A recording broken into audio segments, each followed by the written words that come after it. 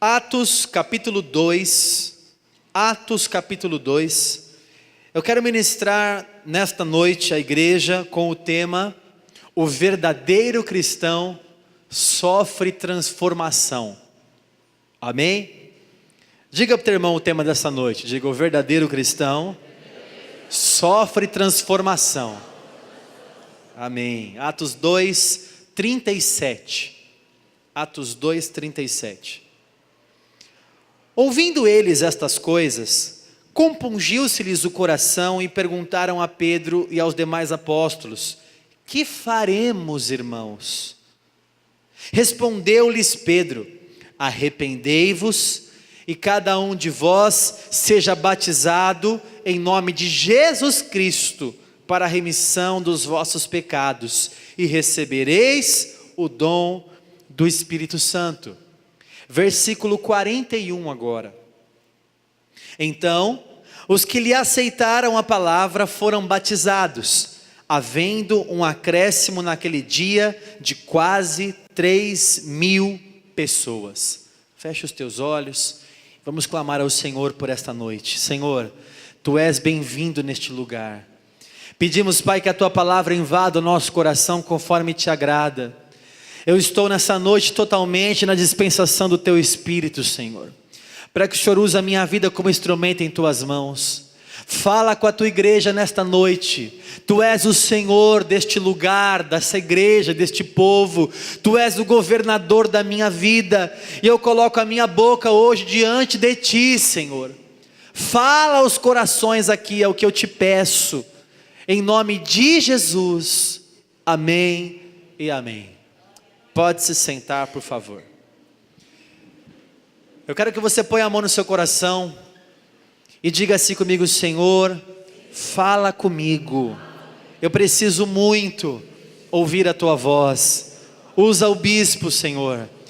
Eu quero ser ministrado nesta noite, em nome de Jesus. Amém e amém. Glória a Deus. Irmãos, eu quero ministrar hoje para vocês uma palavra cujo tema é: o verdadeiro cristão, ele sofre ou sofreu uma transformação. Só Deus pode transformar uma pessoa. Ninguém é capaz de transformar ninguém. Eu não posso transformar você. Eu não tenho poder de transformação sobre a sua vida. Deus pode transformar você. Muitas pessoas na igreja são mudadas, e mudança não é transformação. Mudança não é uma regeneração que Deus faz conosco. Nós falamos muito sobre o novo nascimento. Eu nasci de novo. Em Cristo eu sou uma nova criatura, porque houve uma regeneração. Jesus falou para Nicodemos: Nicodemos, importa que você nasça de novo. Que você tenha um novo nascimento em Jesus. À medida que você encontrou o cristianismo, você encontrou Jesus, você encontrou uma palavra, é esse aglomerado de coisas que acontece: o Espírito Santo, a palavra de Deus, Jesus Cristo, a cruz do Calvário. Todo esse aglomerado de coisas que nós chamamos de cristianismo tem que mudar e transformar a sua vida completamente. Você conhece pessoas que estão na igreja já há muitos anos e não foram transformadas? Que estão aqui dia após dia ouvindo palavras confrontadoras de transformação, mas que continuam com a mesma vida mundana. É o famoso crente Raimundo, um pé na igreja, um pé no mundo. Ele está na igreja, ele mudou a sua rotina. Ele mudou a sua rotina de domingo, porque agora ele estaria no Fantástico. É fantástico. Mas agora ele está na igreja. Ele estaria vendo, Fórmula 1. Mas agora ele está na igreja. Ele mudou a sua rotina. Ele mudou as suas vestes. Você vê como eu estou me vestindo agora? Você viu aí pelo Anderson, né? Brincadeira, hein, Anderson? Eu peguei você para Cristo, né? Mas eu mudei as vestes. A mulher que usava o decote lá no umbigo, agora ela é mais discreta. Uma mudança. Só que mudança não é transformação. É válido, mas não é só isso. Ser regenerado no Senhor é muito além disso. É muito além. É uma conversão completa. A gente fala de conversão, é como se eu estivesse andando e de repente eu me convertesse. É uma conversão, eu mudei o meu caminho, eu mudei o meu rumo, por causa da palavra que eu recebi, por causa do mover que eu tenho visto, por causa de Jesus que morreu naquela cruz. É como se eu pegasse um papel, e esse papel eu pintasse ele de preto, e se eu raspasse a tinta, eu encontraria embaixo dessa tinta o mesmo velho papel branco. Isso é uma mudança.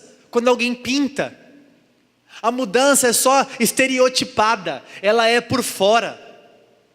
Mas existe aquela transformação, em que eu pego aquele papel, não sei quem já viu reciclagem de papel, eu fiz um trabalhinho na escola com um liquidificador, jogava um monte de jornal lá, não sei quem já fez essas experiências, né?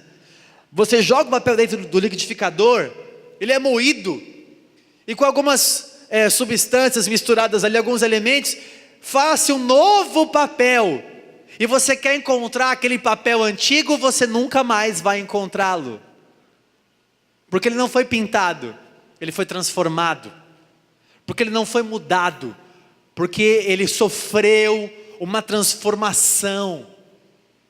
Eu vejo também, irmãos, a culpa por outro lado. Eu não quero culpar só você, porque diz assim, né? Você não se transforma. Você não se transforma. A gente vê aí quantos cristãos no Brasil que dizem que são cristãos, mas com uma vida torta, meio estranho. E a culpa não é só do povo, mas a culpa é também de muitas pregações que não vão transformar ninguém. Bispo, existe pregação que não vai transformar ninguém? Existe. Existe.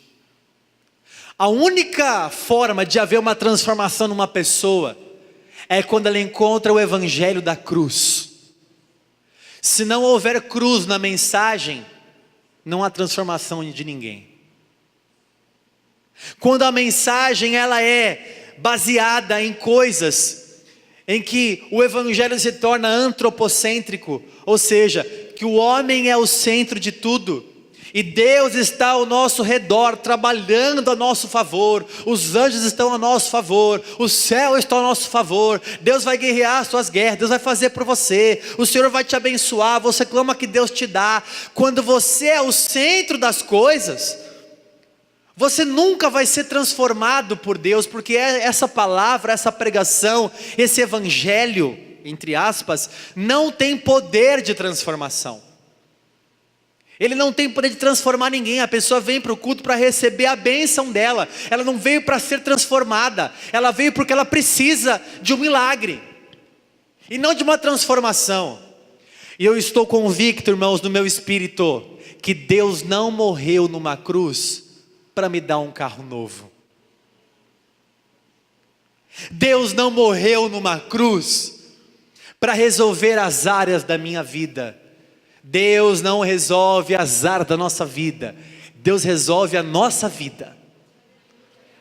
Deus não transforma as coisas ao nosso redor, Deus transforma essa coisa aqui, ó, essa coisa, eu. Deus transforma as coisas. Eu morri para transformar você, para regenerar você, para remir os seus pecados, para transformar a sua vida. Você é o mais importante para Deus. E aí Deus quer transformar o seu caráter, a sua mente, o seu coração, quer te fazer de novo. Você vai nascer em Cristo uma nova criatura. Então eu não posso mais admitir vir numa igreja e encontrar Jesus. Eu estava falando agora com os salmistas, vamos orar a Deus, porque com oração a gente vai conseguir um verdadeiro avivamento na igreja, e não só como um domingo a mais. Eu dizia para eles aqui, porque às vezes a gente está assim, orando e clamando, e parece que é tudo normal. Eu vim aqui num culto normal, eu vim aqui fazer a mesma coisa que eu faço todo o tempo, há tantos anos. Vamos orar para que realmente venha o avivamento de Deus sobre a nossa vida, para que nós sejamos transformados por Deus e realmente tenhamos um encontro verdadeiro com o Espírito dEle. E realmente sejamos esmagados pela palavra, porque o Evangelho geralmente é confrontador. Então um Evangelho que não é confrontador, que não vem de encontro ao meu pecado, que não vem transformar a minha vida, mas vem transformar as coisas que estão ruins ao meu redor, um Deus que parece um supermercado, um médico, alguém que eu aperto o botão e ele funciona. Deus, vem cá, faz aqui, agora faz ali, agora tu és Deus, faz ali. Quando eu quero viver esse tipo de evangelho, aí não há transformação nenhuma. Agora Jesus morreu numa cruz, verteu todo o sangue dele naquela cruz, para que nós hoje sejamos uma nova pessoa nele, transformada porque ele nos transformou, regenerada pelo Espírito Santo. E eu lendo Atos, nós estamos de quinta-feira lendo bastante Atos, e de domingo pouco. Agora eu lendo Atos aqui, Atos começa no capítulo 1, quando Jesus é assunto ao céu, e ele fala para os seus discípulos ficarem em Jerusalém, até que descessem sobre eles a promessa do Pai, que era o derramamento do Espírito Santo. Eles estavam todos reunidos ali. Eu começo a ver uma igreja aqui, que está fazendo conforme manda o figurino. Eles obedecendo a voz do Senhor e ficando ali, e por 10 dias, eles ficaram reunidos em oração. Você virar a folha aí em Atos capítulo 1, Atos capítulo, é só você virar a folha, Atos capítulo 1, versículo 14. Todos estes perseveravam unânimes em oração, com as mulheres, com Maria, mãe de Jesus, e com os irmãos dele. Eles estavam reunidos e oraram 10 dias. A gente nunca vai sofrer uma transformação se eu não consigo orar 10 minutos. A gente nunca vai ser transformado se eu não oro 10 segundos. Às vezes eu passo o dia, aí digo assim, esqueci de orar. Como esqueceu de orar, irmão? Que planeta você está? Que cristão você é? Então, eles 10 dias orando e clamando a Deus, orando e clamando ao Senhor, esperando o que Jesus falou que ia derramar sobre eles. Eles estavam lá reunidos, como nós estamos aqui hoje. E às vezes eu fico surpreso quando você não abre a boca para orar num lugar de oração, que Davi disse que essa casa será chamada casa de oração. E a gente às vezes não consegue abrir a boca para orar dentro da congregação. Então eles 10 dias oraram ao Senhor, clamaram ao Deus vivo. E no capítulo 2, não é de se admirar que houve um grande mover de Deus. Porque no capítulo 2, versículo 4, olha o que aconteceu.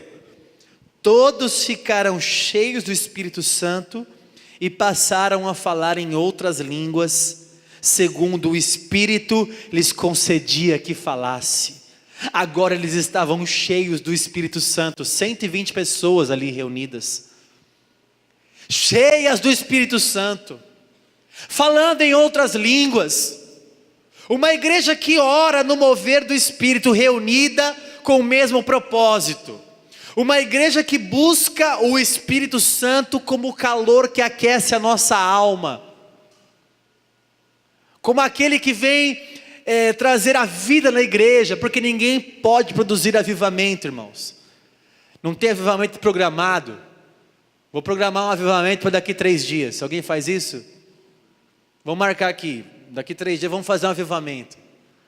Avivamento não é programado, é obra sobrenatural do Espírito Santo, exclusiva dele.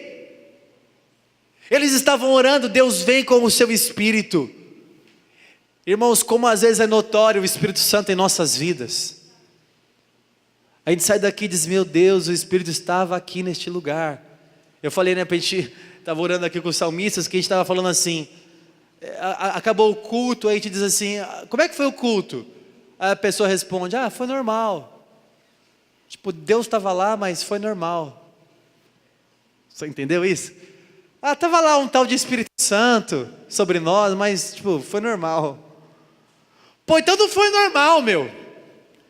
Se o Espírito Santo está lá, se o próprio Deus está aqui, conforme Ele mesmo disse, que onde estiver 2 ou 3 reunidos no nome dEle, que Ele estaria, então não pode ser normal. Então eu tenho que sentir o calor do Espírito Santo. Eles foram tão cheios que alguns falaram assim, ó, eles estão embriagados. Eles estão meio que doidos. Só que Pedro então começa e se levanta a partir do versículo 14. Ele começa a fazer um discurso. E o discurso que Pedro faz em Atos 2, do 14 até o 36, é um discurso que fala da cruz. Presta atenção, irmãos, essa combinação, na minha opinião, é uma das combinações mais perfeitas que a Bíblia nos mostra. Uma igreja reunida em oração, 10 dias, em comunhão e oração. O Espírito Santo de Deus, o poder do Senhor, derramado sobre toda a carne. E uma pregação, cuja centralidade é Jesus Cristo, o Senhor das nossas vidas. Não tem como não ter transformação, a não ser se a pessoa não queira. É o que nós temos buscado, irmão. Temos buscado orar mais, precisamos melhorar muito na oração. Orar mais, estamos orando muito pouco. Buscar a face de Deus e o Espírito Santo. E pregar uma palavra cuja o centro da palavra é a cruz. Cuja a vontade de Deus é dita na pregação. Então Pedro começa a falar, vocês crucificaram Jesus, o Nazareno. E em Atos 2:36, que é um versículo antes do que nós lemos, Pedro termina o discurso dizendo assim: esteja absolutamente certa, pois, toda a casa de Israel, de que a este Jesus, que vós crucificastes, Deus o fez Senhor e Cristo. É a pregação de Pedro. Pedro se levanta e diz, nós não estamos embriagados. Casa de Israel, fiquem sabendo agora, que Jesus Cristo, Jesus de Nazaré, é o Cristo do Deus vivo. Ele é o Messias prometido. E ele começa a falar ali da cruz. Uma igreja que ora, é cheia do poder e prega a cruz, vai ver o que acontece no 37. Foi o que nós lemos no começo do culto. Todos eles que estavam na Praia Grande ouvindo aquela pregação, e no canal do YouTube assistindo essa pregação hoje, no seu computador, no seu celular e na sua internet, todos ouvindo aquelas coisas, a primeira transformação que Deus faz, compungiu-lhes o coração deles.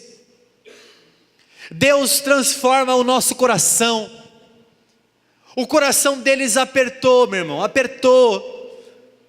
Eles ficaram aflitos. Algumas traduções falam que o coração deles ficaram aflitos, afligidos. Porque depois que eles viram uma igreja orando, o poder de Deus, e ouvindo aquela pregação, eles não puderam suportar, irmãos. O coração deles ficou moído. O coração deles foi tocado pelo Senhor ali. Irmãos, e não precisa falar mais nada. Pedro só falou, a gente não precisa anabolizar a palavra de Deus. Eu vou dar uma forcinha, vou acrescentar algumas coisas aqui. Não precisa. Pedro só falou assim: fiquem sabendo, povo de Deus, que Jesus, que mora lá em Nazaré, é o Cristo. E só isso já basta, já bastou para eles, o coração apertou. Eu não sei se você vem num culto e o seu coração aperta quando você ouve a palavra. Existiam 2 discípulos que estavam a caminho de Emaús, e Jesus ressurreto aparece para eles, eles não percebem que é Jesus. Eles continuam caminhando com Jesus no caminho de Emaús, e no meio do caminho Jesus fala das Escrituras. E fala das Escrituras, e fala das Escrituras, das Escrituras. Aqueles homens falam assim: você quer comer com a gente aqui em casa? E chamou Jesus para a casa deles, e eles entraram, e no partir do pão, reconheceram que era Jesus. Jesus na mesma hora foi arrebatado dali e saiu dali. Jesus na mesma hora foi embora dali. E as palavras daqueles homens, um virou para o outro e disse assim: não ardia o nosso coração quando ele expunha as Escrituras?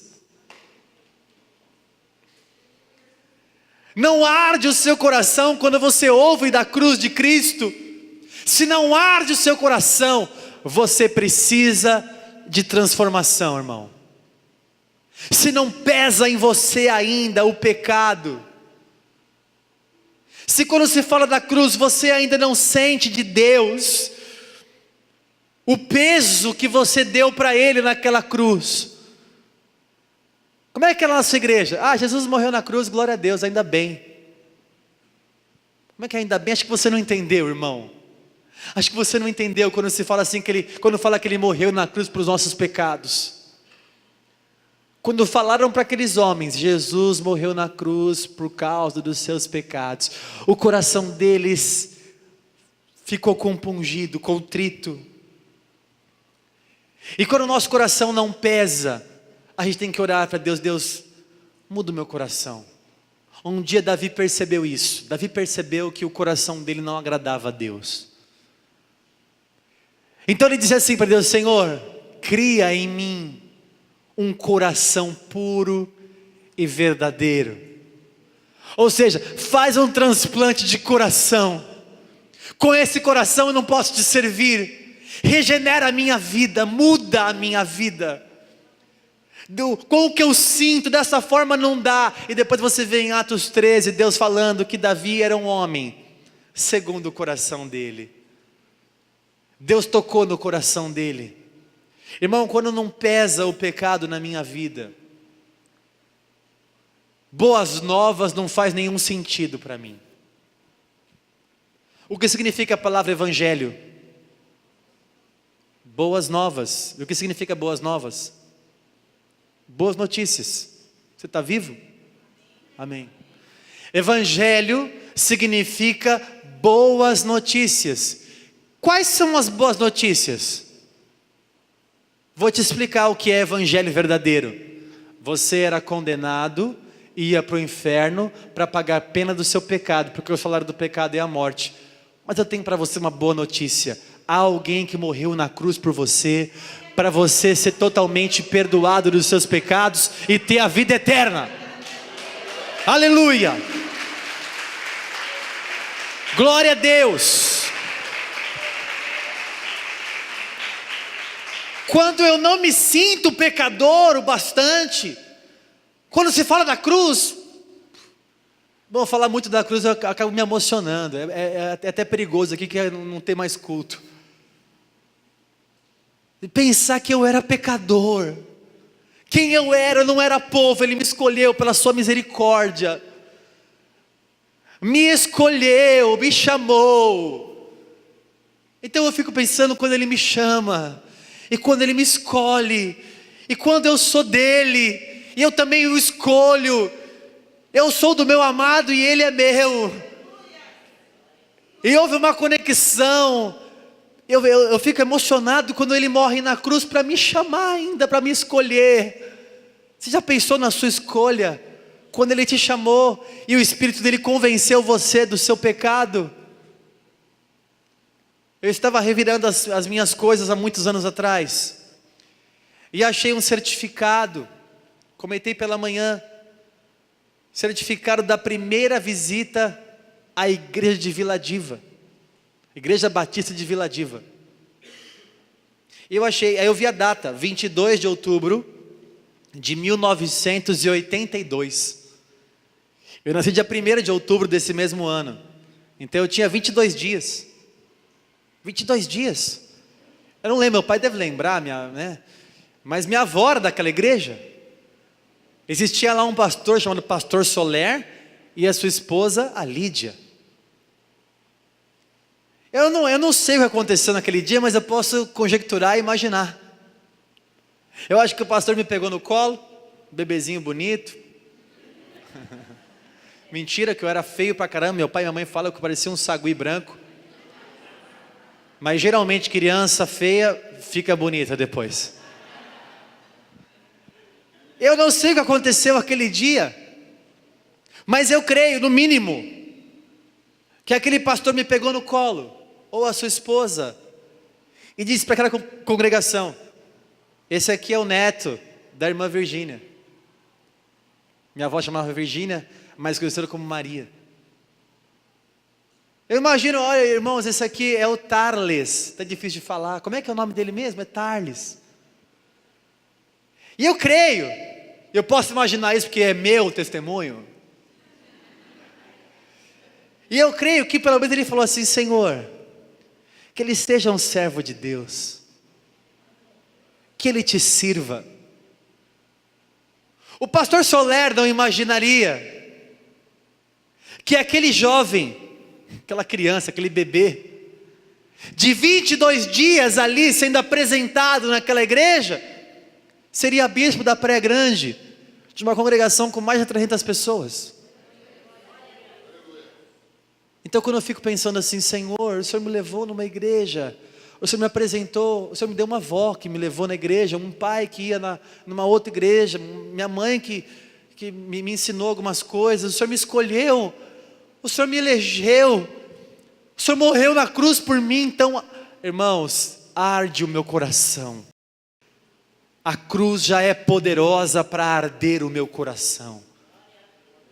E no versículo 37, compungiram-lhes o coração e perguntaram a Pedro e aos demais apóstolos: o que nós vamos fazer, irmão?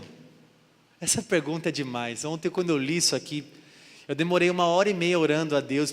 A pastora ela falava: você não conseguiu ainda? 1h30 para saber o que Deus queria falar conosco hoje, orando em casa. Depois do ensaio eu fiquei no meu quarto orando, buscando o que Deus queria falar com essa congregação hoje. E aí eu leio esse versículo, quando ele fala assim, essa pergunta daqueles homens, eu acho que um virou para o outro, e eles falaram assim: o que nós vamos fazer, cara? Eles perderam o rumo. Deus pegou eles de jeito ali naquela pregação, que é o que eu desejo que você sofra nesta noite, é sentado aí e dizer assim: meu Deus, o que nós vamos fazer acerca dessa ministração? Eu vou viver da mesma forma que eu estou vivendo? O que nós vamos fazer? E agora? Sabe quando você é confrontado pela palavra? Eu entrei na igreja e eu tinha uma vida mundana. Quando eu me converti realmente, quando eu tinha 19 anos, eu entrei na igreja e eu escutei uma palavra. 3 cultos depois, um diácono prega sobre sexo antes do casamento.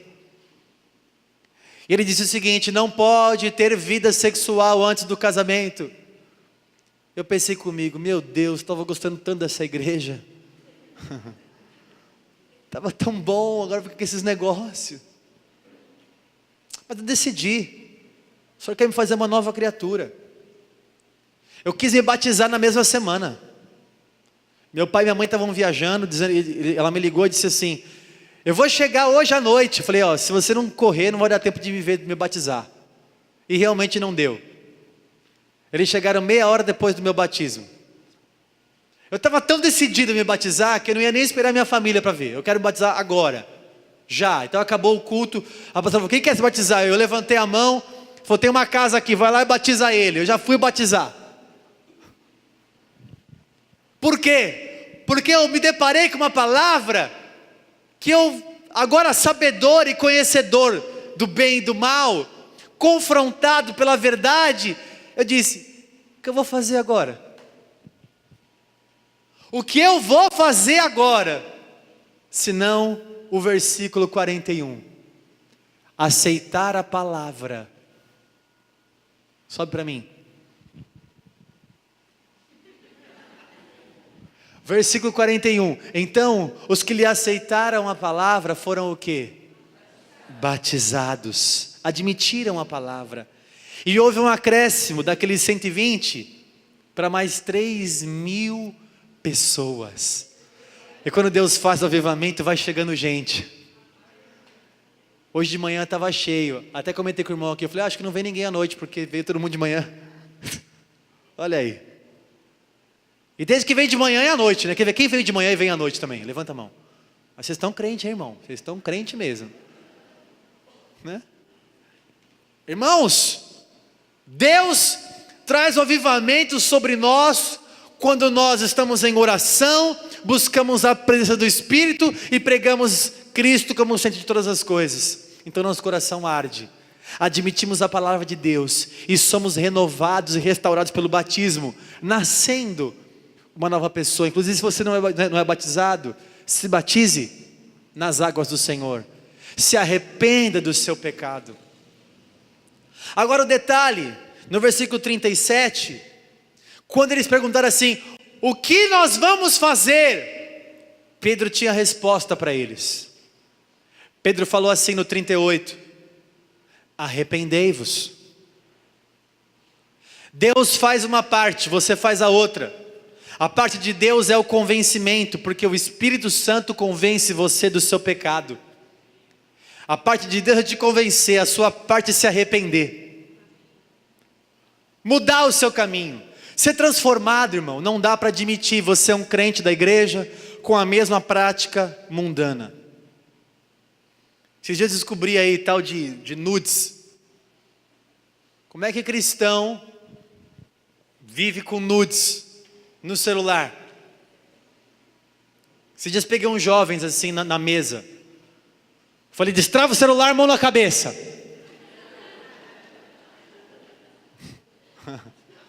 Não, mas o que você quer? Eu só quero ver a galeria.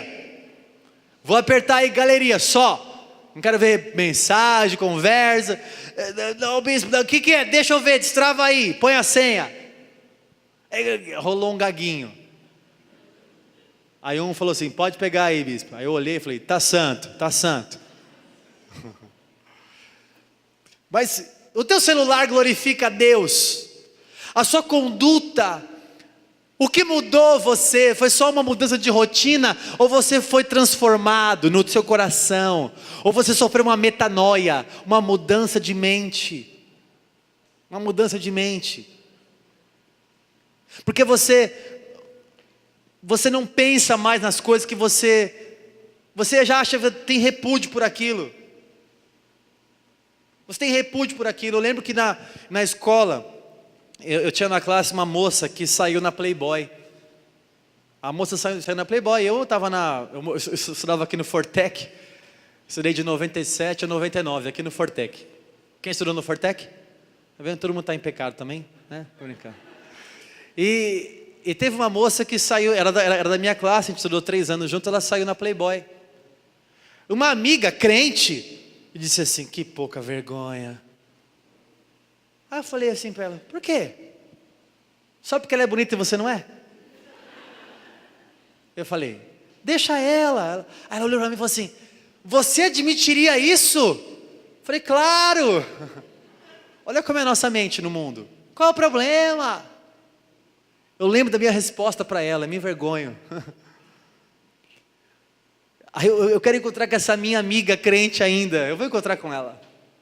Que eu vou falar, Renata, o nome dela é Renata. Renata, você lembra que você era crente, eu era do mundo? E eu falei quando uma moça saísse nua, numa revista, que eu não tinha importância, agora Deus mudou minha mente. Eu acho isso o cúmulo. O Senhor mudou a minha mente. O Senhor mudou completamente. Eu não tenho mais, o pecado hoje na vida do cristão é um deslize, não é uma prática. É porque nós somos fracos e caímos, porque somos pecadores. Mas não é algo hediondo, planejado, que você faz, você já está maquinando o que vai acontecer, e já planeja. De repente, sei lá, você deslizou, falou mais do que deveria falar. Aí você, meu Deus, pequei. Aí você agiu de uma forma tão grosseira, de uma forma tão... Aí você fala, meu Deus, pequei, Senhor. Aí você caiu. Mas outra coisa é você planejar. Tal hora eu vou fazer lá. E vou agir assim. E vou virar para lá. E vou fazer aquilo. Aí você já planejou. E aí o Espírito vem. E aquele incômodo chama o Espírito Santo, viu, irmão? Que vem falando com você assim, ó, isso é pecado. E você fala assim: Deus, olha, por favor, eu sei que é pecado, mas dá um minutinho aí para mim. Senhor, eu sei e tal, mas vira o rosto para lá, daqui a pouco eu volto a ser crente de novo. Que transformação eu sofri então? Então Pedro vem e diz assim: bom, vocês querem ser transformados mesmo? Então arrependei-vos e sejam batizados para que Deus perdoe os seus pecados. Pedro faz a pregação do arrependimento, que é o que está faltando nestes dias. Porque é só você vai vencer, você vai prosperar, você é lindo, você é a menina dos olhos de Deus, você não sei o que lá. Vou te falar então o que você é, e eu também: pecador. Quem é pecador, diga amém. Quando eu enxergo isso na minha vida, só resta a mim falar a frase deles: o que eu vou fazer? Se arrependa, mude seus caminhos. Você lê depois do 42 ao 47, como viviam os convertidos. Mostra que eles agora estavam em comunhão. O versículo 43 fala que tinha temor, eles tinham santidade. O versículo 45 fala que eles vendiam suas propriedades e bens, eles eram agora generosos. O versículo 46 fala que eles estavam diariamente servindo a Deus, porque a transformação não é uma coisa que acontece no domingo de culto. Domingo de culto, o irmão vem, levanta a mão e adora a Deus. No sábado, na sexta, na quinta, na quarta, na terça, na segunda, é uma vida que ninguém reconhece. No domingo vem, levanta as mãos e adora a Deus. Na segunda passa um cheque sem fundo. No domingo toma a Santa Ceia, na segunda pede um nudes.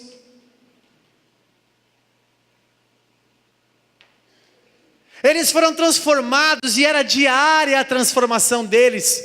Nós precisamos ter uma vida devocional com Deus, um devocional todo dia. No versículo 47, diz que eles contavam com a simpatia de todo o povo. A igreja dava bom testemunho. Todo mundo que olhava para aquela igreja percebia o bom testemunho dela.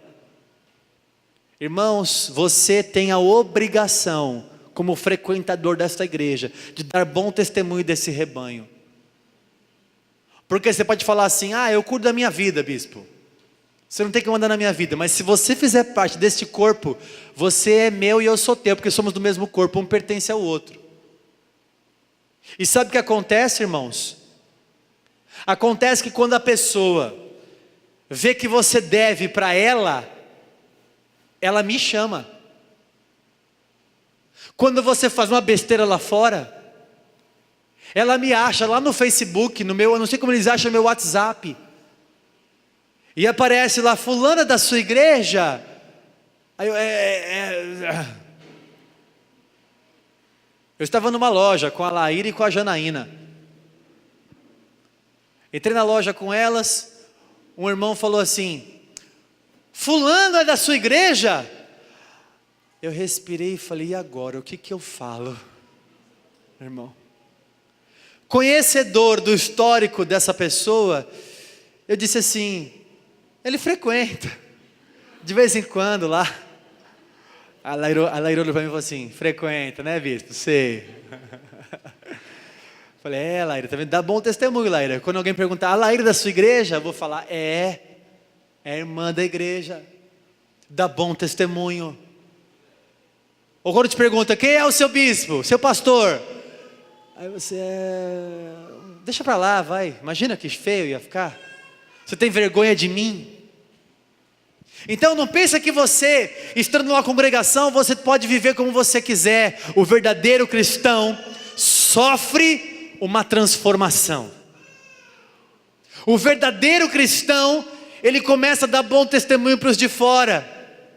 É assim que viviam os convertidos. Depois você leia do 42 ao 47, como eles foram transformados por Deus. O meu desejo nessa noite com essa pregação, que não teve esboço, mas eu creio que Deus falou ao seu coração. O meu desejo é que você saia daqui resolvido a transformar a sua vida diante de Deus.